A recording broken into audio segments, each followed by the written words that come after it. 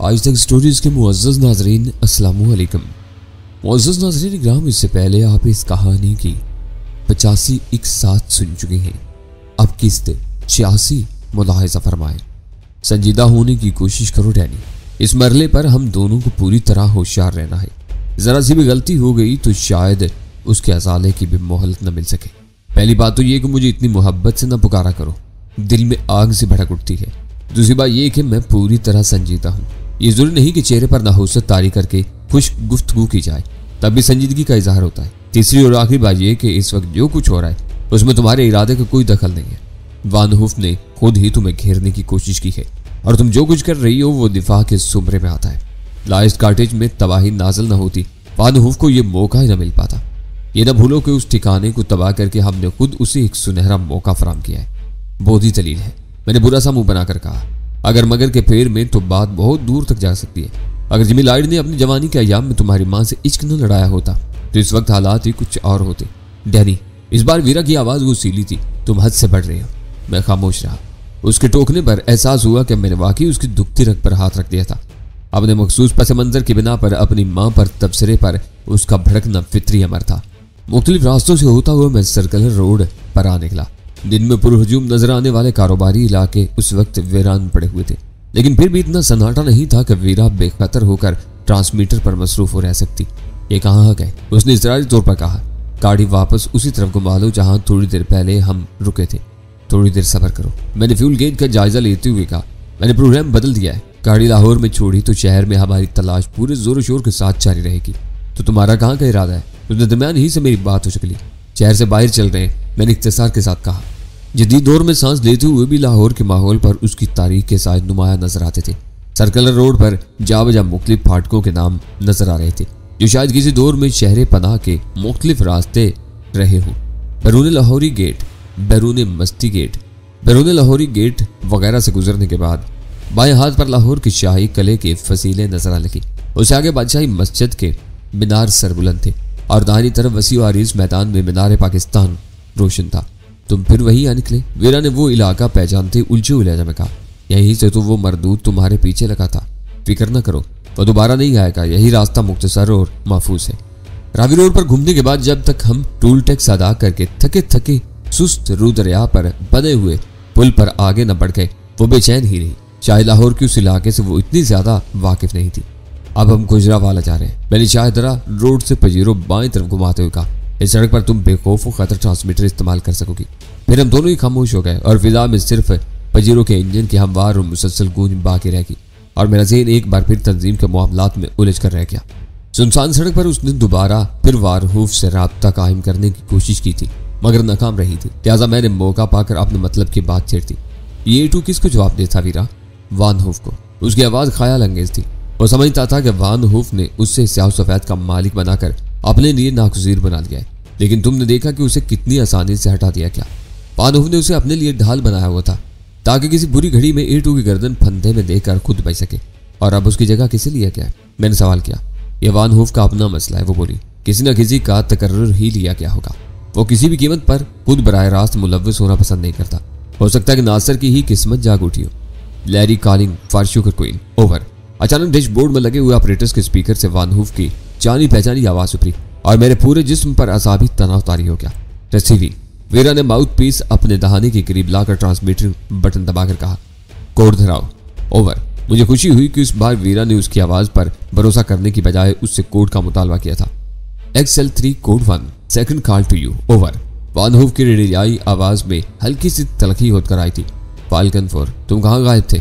मैं आधे घंटे से तुम्हें ट्रेस करने की कोशिश कर रही हूँ, ओवर। मैंने 11:30 के बाद का कहा था और तुम अपनी रेस्ट वॉच देखो तो पता चलेगा कि मुझे सिर्फ 10 मिनट की ताखीर हुई है। मीटिंग जरा तूल पकड़ गई थी। यह बताओ कि तुम क्या कर रही हो, ओवर। वहां मेरे करने के लिए कुछ बाकी न रहा था। आग, धुएं और मलबे के सिवा अब कुछ नहीं है वहां। शायद ही कोई जिंदा बचा हो। वहां बदतरीन धमाके हुए थे जो मीलों दूर तक सुने गए थे। मालूम होता है कि किसी तरह वहां लगे हुए सर्किट में किसी वजह से बरकी रोत उड़ गई, वरना उस कदर भरपूर तबाही न फैली होती, ओवर। तुम्हारा अंदाजा दुरुस्त है। चंद सानियों के सकूत के बाद उसकी आवाज उभरी। ट्रिसूजा से बड़ी भारी गलती हुई थी जिसका खुमियाजा सबको भुगतना पड़ा, तो सब कुछ ही खंडर हो गया वहां, ओवर। आखिरी फिक्रे पर उसकी आवाज मिलाल अमेज हो गई थी। कैसी गलती हुई थी उससे? ओवर। वीरा की आवाज बजाते और पप्पू तुजस्से समेत थी। कल शाम से उसका इनाम नामी एक आदमी लापता था। वानहूफ की जुबान से इनाम का नाम सुनते ही मेरा दिल उछलकर हल्क में आ गया। उसका मतलब था कि वो लॉर्ड्स कॉटेज के वाकयात से खासा बाखबर था और शायद मेरे किरदार से भी वाकिफ रहा होगा। डिसूजा के तकर्रर तक इनाम भी लॉर्ड्स कॉटेज की सरबराही का उम्मीदवार था। फिर मौका न मिलने पर उसने वहां दर पर्दा साजिशें शुरू कर दी, लेकिन डिसूजा ने किसी सबूत के न होने की वजह से आज तक मुझे उस मामले से बेखबर रखा और अपने तौर पर तहकीकात करता रहा। कल इनाम को अपने खिलाफ होने वाली इंक्वायरी की भनक मिली तो वो रुपोश हो गया। उसे किसी ने बाहर निकलते हुए नहीं देखा था। मुहावजों ने चप्पा चप्पा छान मारा लेकिन वो ना मिला। फिर डिसूजा ने आज रात अहाते में मुकम्मल ब्लैक आउट कराकर गटर लाइन की तलाशी का आगाज करवाया था। शायद इनाम वही रुपोश रहा होगा। बड़े कुतर के उन्हीं नालों में बाद में डाली जाने वाली बिजली की लाइनें और टोटल सर्किट को आपस में मिलाने वाले तार ऊपरी हिस्से में से गुजरते हैं। यकीनी तौर पर इनाम ने रोशनी वगैरह की किसी उम्मीद में उन्हीं में से गलत तारों को आपस में जोड़ दिया होगा। ये मुख्तसर सी कहानी मुझे आज दोपहर ही को मालूम हुई थी। पहले से हालात की संगीनी का अंदाजा होता तो मैं दूसरे सर्किट बेजान करवा देता। ओवर। उसके खामोश होने पर मेरी जान में जान आई कि उसे जो कुछ बताया गया था सरसरी अंदाज में बताया गया था। तफसीलात और उसकी पूरी कार्रवाई में मेरे कलीदी रोल से वो पूरी तरह का इल्म था। जब हमारी नाक के नीचे खूनी रकाबतें परवान चढ़ने लगे और हमें उनकी भनक तक न मिल सके तो अमूमन ऐसी बड़ी तबाहियां हासिल होती हैं। मेरा कलेजा सपाट लेकिन अल्फाज नुकीले थे। अब तो जो होना था वो हो ही क्या। लेकिन मुझे हैरत इस बात की है कि तुम्हें मेरे अलावा उस मामले की इत्तला किसी ने नहीं दी, हालांकि सबसे मजबूत और मुनज़्ज़म टीम तुम्हारी समझी जाती है। ओवर। अपने मामलात को मैं खूब समझता हूँ। वानहूफ की आवाज से नागवारी का इजहार हो रहा था। अगर मैं मीटिंग में ना होता तो तुमसे पहले कोई ना कोई सब कुछ बता चुका होता और अब भी पूरे मामले की छानबीन मेरे ही आदमी करेंगे। ओवर। यह अंदाजा मैं लगा चुकी हूँ। पीरा ने बरजस्ता कहा। मैंने नासिर को जलते हुए मलबे के करीब देखा था। ओवर। नासिर? उसकी आवाज इस तरह आ रही थी। उसे क्या मालूम हुआ तुम्हें? ओवर। कुछ भी नहीं। पीरा की आवाज तंजिया हो गई। खैरियत हुई कि उससे मुलाकात नहीं हुई। ओवर। क्यों? तुम्हें क्या खतरा था उससे? वो वहां अपने मामूल की जिम्मेदारी के मुताबिक गया होगा। ओवर। चाहे ये कोई गैर मामूली जिम्मेदारी सौंपी गई हो उसे। विलन तंजिया लहजा में कहा। हजूम से काफी दूर पिराने में अपनी कार के शीशे चढ़ाए शायद शहर से किसी की आमद का मुंतजिर था। उसी वजह से मैंने उसे छेड़ना मुनासिब न समझा और टैक्सी में आगे निकलती चली गई। मेरी वापसी पर वो अपनी सुर्ख कार में वहीं मौजूद था। ओवर। टैक्सी में क्यों गई थी तुम? पजीरो को क्या हुआ? ओवर। वीरा अपने मकसद में कामयाब हो रही थी। अनजान बनकर रवा रवि में उसे ज़हनी झटके दिए जा रही थी और वो अपना मंसूबा खाक में मिल जाने पर शायद दिल ही दिल में अपने मकसद को गालियां दे रहा था। वो मेरा अपना फैसला था। शहर में 2 मुकामात पर मुझे घेरने की कोशिश की गई थी। दूसरी बार चंद फायर भी किए गए थे। अगर मैं अचानक ही रफ्तार न बढ़ा देती तो शायद तुम्हें नासिर ही से मेरी मौत की खबर मिलती। ओवर। पता नहीं, कुछ पता नहीं कि इस शहर में अचानक क्या होने लगा है। और तुम नासिर के पीछे क्यों पड़ गई हो? क्या उसने कोई बदतमीजी की है तुम्हारे साथ? ओवर। मैं शिकायत करने की आदी नहीं हूँ। वीरा की आवाज सर्द और सफाकाना होगी। बदतमीजी करने वालों का सर कुचल न जानती हूँ। मुझे उस बेचारे से कोई प्रकाश नहीं है। वही करता है जो उसे बताया जाता है। मकसद ये था कि मकामियों में वो तुम्हारा अहम तरीन आदमी है। शहर की खबरें भी लाजमन वही पहुंचाता होगा। ओवर। इस वक्त पजीरो तुम्हारे ही पास है। ओवर। जाहिर है ना होती तो तुमसे राब्ता कैसे कायम करती? तुमने मुझे काम सौंप कर बड़ी दुश्वारी में डाल दिया था। पजीरो मैंने एक कार पार्किंग लॉट पर छोड़ दी थी और अब खतरा मोल लेकर दोबारा उसमें सफर कर रही है। ओवर। तो मुझे अपनी लोकेशन बताओ, मैं फौरन मुहाफिज रवाना करता हूँ। तुम पर उठने वाले हर हाथ को मैं कलम करवा दूंगा। ओवर। शुक्रिया, मैं अपनी हिफाजत खुद कर सकती हूँ। तुम जानते हो कि मेरी रगों में किसका खून दौड़ रहा है। बस इतना बता दूं कि थोड़ी देर बाद मैं पजीरो कहीं भी छोड़ दूंगी। तुम्हें अपने आदमियों से इसे तलाश करवाना होगा। इसकी वजह से मैं फौरी तौर पर कोई नया खतरा मोल लेने के लिए तैयार नहीं हूँ।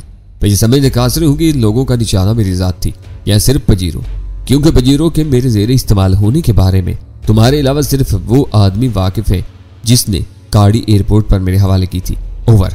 तुमसे किसी को क्या प्रकाश हो सकती है? शायद गाड़ी किसी मौका पर पहचान ली गई हो और अब वो नामालूम लोग गाड़ी के दुश्मन हो रहे हैं। जो भी गाड़ी पर सवार होगा वो उसी से अपना हिसाब बेबाक करने की कोशिश करेंगे। ओवर। क्या अजीब इत्तेफाक है, वो दुश्मन भी इसी वक्त मैदान में आए हैं जब गाड़ी मेरे तसर्रुफ में है। क्या पहले भी कभी वजीरों पर इस अंदाज में हमला करने की कोशिश की गई है? ओवर। नहीं, ये पहला मौका है। दरअसल ये गाड़ी पूरे 2 हफ्तों बाद तुम्हारे लिए निकलवाई गई है, पर आखिरी मुहिम के बाद से गिराज में बंद थी। ओवर। और आखिरी मुहिम क्या थी? ओवर। वीरा पंजे झाड़ कर उसके पीछे पड़ गई थी। फरीगुल खान के खुफिया ठिकाने की तबाही में ये गाड़ी इस्तेमाल की गई थी। वो अपनी खपत बढ़ाने के लिए हमारे दलालों को तोड़ने के लिए एड़ी चोटी का जोर लगा रहा था। खून खराबा भी हुआ होगा। वीरा का लहजा सपाट था। उधर के 2 या 3 अफराद मारे थे। ओवर। वो वीरा की चाल को समझे बगैर रवानी में अपने झूठ को निभाने की कोशिश किया जा रहा था।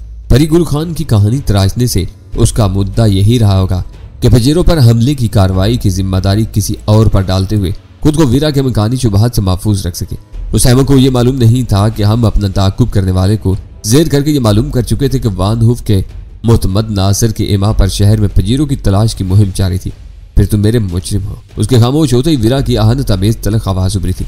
तुमने ऐसी मुश्तबा गाड़ी मेरी जाती इस्तेमाल के लिए मखसूस करके मुझे दीदा दानिस्ता खतरे में डालने की कोशिश की है। मैं इसे अपने खिलाफ कत्ल की भोंडी साजिश तसव्वुर करती हूँ और बताए देती हूँ कि मैं यह मामला ऊपर तक ले जाऊंगी। Over and all. वीरा ने इख्तितामी कलमात तो अदा कर दिए लेकिन ऑपरेटर्स ऑफ नहीं किया। लिहाजा फौरन वान हुफ की बुखलाई हुई आवाज उभरी थी। सिलसिला मुनक़ता न करना। तुम यकीन करो कि मेरी नीयत साफ है, ना मुझे तुमसे कोई अनाद है। मेरी गलती सिर्फ इतनी है कि मैंने इस अहम पहलू को नजरअंदाज कर दिया था। शायद ये सारी उम्र में मेरी पहली गलती है और मैं हर तरह उसका अजाला करने के लिए तैयार हूँ। अगर तुम अपनी शिकायत ऊपर तक ले गई तो मेरा मुस्तकबिल तारीख हो जाएगा। ओवर। गर्दन फंसते ही वो मकाराना अंदाज में खुशामद पर उतर आया था। जब बड़े अपनी जिम्मेदारियों से गाफिल होकर कुत्तों की तरह आपस में एक दूसरे पर भौंकने लगे तो चारों तरफ से नाकाबिले गुरेज तबाही हमलावर होती है। मैं तुम्हें माफ नहीं करूंगी वान हुफ। तुम्हारा माजी एक खुली किताब की तरह मेरे सामने है। अब ख्याल आता है कि शायद ऐसी ही कामयाब साजिशों के जरिए तुमने तरक्की का सफर तेजी के साथ तय किया है। अब तो मुझे यह भी शुबा है कि तुम इस वक्त वाकई किसी गैर मुल्की सफारतखाने के मिलिट्री अताशी से मिलने गए थे। इंक्वायरी होगी तो इस बारे में भी तुम्हारा झूठ पकड़ा जाएगा। आज तुम्हारी पूरी कोशिश ये थी कि मैं फजीरों में बाहर निकलूं और मारी जाऊं। ओवर। उसे मुदाफत पर आमादा पाकर वीरा शेर हो गई थी और उसे वान हुफ के खिलाफ अपने दिल का गुबार निकालने का मौका मिल गया था। गलती हुई है और मैं उसे तस्लीम कर रहा हूँ। तुम गुस्से में जो कुछ कह रही हो उस पर मुझे कोई मलाल नहीं। एक बात गलत हो जाए तो सारी कड़ियां ही गलत नजर आने लगती हैं।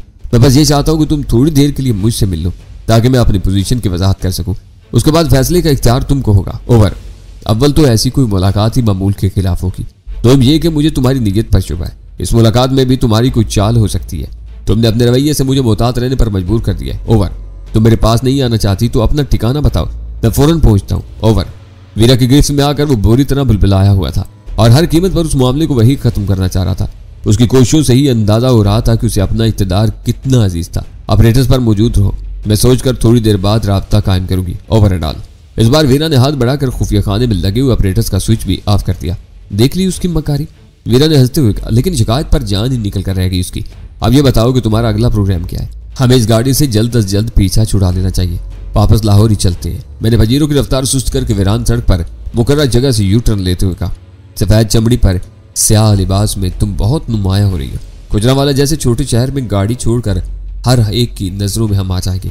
इतनी रात गए सड़कों पर आवारा गर्दी करने के इल्जाम में किसी खरदिमाग पुलिस ऑफिसर से सामना हो गया तो वह अपनी सारी रात तुम्हारी शनाख्त पर कुर्बान कर देगा। लाहौर बड़ा शहर है, वहां गुजारे की कोई ना कोई सूरत निकल आएगी।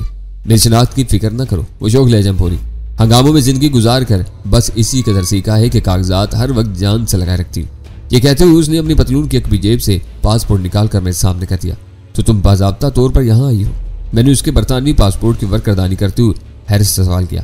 ये तो मैं शायद पहले भी तुम्हें बता चुकी हूँ कि यहाँ स्टडी वीज़ा पर आई हूँ और मंशियात के बारे में तुम्हारे मुआशरती रवैयों पर एक रिसर्च थीसिस लिख रही हूँ। इस तरह मैं मशकूक लोगों से भी बेधड़क होकर मिल सकती हूँ। तहकीक करोगी तो अंदाजा होगा कि हम इस दलदल में गर्दन तक खर्च किए जा चुके हैं। हमारे कुछ इलाकों की मखसूस तारीखी रवायात और सरहद पार अफगान इलाके की अवेजिश ने गैर मामूल की ताले आजमाओं की बड़ी हौसला अफजाई की है।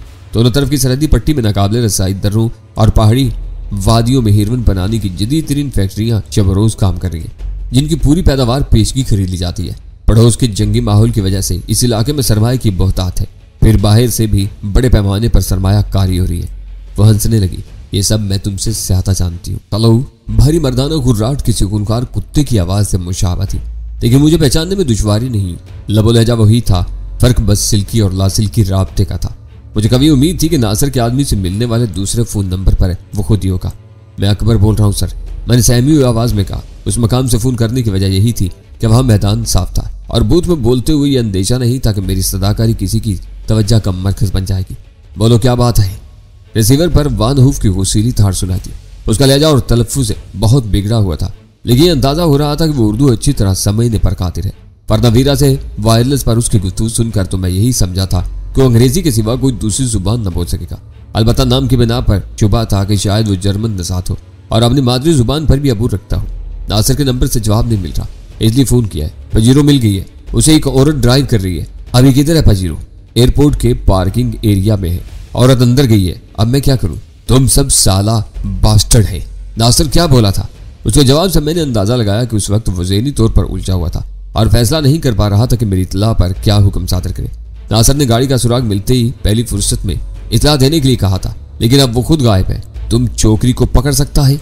कदर सकूत के बाद उसका तजस्सुस हमें सवाल सुना दिया। कोशिश करेगा साहब, सूरत से वो भी बदमाश लगती है। अगर जूडो कराटे से वाकिफ ना हुई तो आसानी से जेर कर लूंगा। उसकी तो चाल में भी मर्दों जैसी अकड़ है। तुम सब साला ब्लैक एकदम चीप होता है। चोकरी का चाल देखेगा तो उसको तुम्हारा बाप पकड़ेगा। फिर क्या करूं साहब? मैंने उसके खामोश होने पर मस्कीन सी आवाज में कहा, चुप कर बास्टर्ड, हम सोच रहा है। उसकी झिल्लाई हुई आवाज उभरी, तो मुझसे पिट गया तो सब चौपट हो जाएगा। तवील सकूत के बाद उसकी आवाज फिर सुनाई दी, चोकरी को मारा सलाम बोलो और वापस आओ, उसे हम देखेगा। तुम्हारा नाम क्या है साहब? बास्टर्ड हमारा नेम पूछता है। वो मेरे सवाल पर एकदम आपे से बाहर हो गया। इसके बगैर औरत को क्या बताऊं कि किसने सलाम बोला है? मैं रोहन सी आवाज में कहा, ओ आई सी। उसकी आवाज फौरन ही मामूल पर आ गई, हम लहरी साहब है। लहरी साहब, ओके सर। मैंने भोड़े अंदाज में कहा जैसे उससे मरूफ हो गया हूं। पूछो तो बोल देना कि हम तुमको हाफ आवर पहले कार तलाश करके सलाम बोलने के लिए भेजा था। ये कहकर उसने सिलसिला मुनक़ते कर दिया और मैं भी रिसीवर क्रेडल से लटका कर बाहर आ गया। मेरा बाहर गाड़ी में बेसब्री के साथ मेरी वापसी का इंतजार कर रही थी। उसने मेरे बुशरे पर सकून की अलामत देख ली थी, लिहाजा मेरी ड्राइविंग सीट पर बैठते ही हंस कर बोली थी, मालूम होता है कि उसी से बात करके आ रहे हो। बहुत बदजुबान है, घोड़ा शाही। उर्दू में बात कालियां बकता है, लेकिन तुमसे गुफ्तगू के नतीजे में बुखलाया हुआ है। ये कहकर मैंने उसे इख्तिसार के साथ वानहूफ से होने वाली गुफ्तगू से आगाह कर दिया। तो तुम्हारी तदबीर कार कर रही, नीयत अब भी डामा डोल मालूम होती है उसकी। वो बोली, अब वो भरपूर वार करेगा। ओछा हाथ डालकर मुझे इशार नहीं करना चाहता अगर उसे मोहलत दी गई। मैंने जेब से कागज निकालकर उसकी तरफ बढ़ा दिया। फोन नंबर के हवाले से उसका पता ले आया हूँ। हमें फौरन ही उस पर धावा बोलना होगा। बड़ा मुश्किल काम है। वो पुर्तगालीज लहजे में बोली, न जाने वो कितने आदमियों की भीड़ में वहां रहता है। मैं अकेली गई तो वो मेरी सूरत देखते ही बदमाशी पर तुल जाएगा। तुम्हें साथ दिया तो वो तुम्हारी सूरत देखते ही भड़क जाएगा। तुम उसी के शोबे से वाबस्ता थे, वो तुम्हें जरूर पहचानता होगा। लेकिन मेरा तो कभी किसी गैर मुल्की से सामना नहीं हुआ। बच्चों जैसी बातें ना करो। वो ना खुशगवार लहजे में बोली, बिलमुशाफा मुलाकात के बजाय तस्वीर से भी काम चलाया जा सकता है। और तुम तो पहले दिनों तंजीम के सारे बड़ों के लिए दर्द सर बने रहे हो।